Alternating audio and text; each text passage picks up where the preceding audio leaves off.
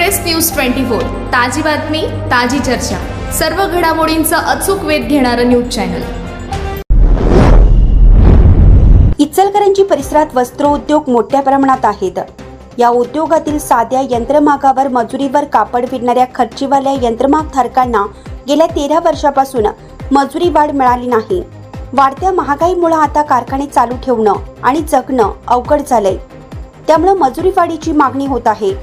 या मागणीसाठी चंदूर, शाहूनगर, कोरुची परिसरातील खर्चीवाल्या यंत्रमागधारकांनी कारखाने बंद ठेवले होते।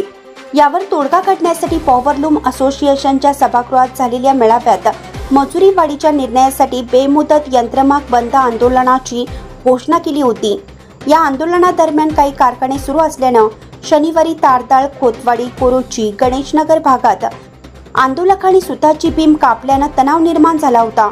दरम्यान आंदोलकांनी आमदार राहुल आवाडे, माजी मंत्री प्रकाश आवाडे यांची भेट घेतली असता बंद हा पर्याय नसल्याचं सांगून संयम राखण्याचं आवाहन केलं होतं। तर रविवारी चंदूरमध्ये झालेल्या खर्चीवाल्या यंत्रमागधारकांच्या मेळाव्यात मजुरी वाढीचा निर्णय होईपर्यंत कारखाने बंद ठेवण्याचा निर्धार करण्यात आलाय। तसेच या आंदोलनात वस्त्रोद्योगातील इतर घटकांनीही सहभागी होण्याचं आवाहन केलं होतं। त्यानुसार आज खर्चीवाले यंत्रमागधारकांनी जुना चंदूर मार्ग, काडापुरे तळे, तांबेमाळ भागात फिरून सुरू असलेल्या यंत्रमाग कारखानदारांची भेट घेऊन कारखाने बंद ठेवून आंदोलनात सहभागी होण्याचं आवाहन करत होते।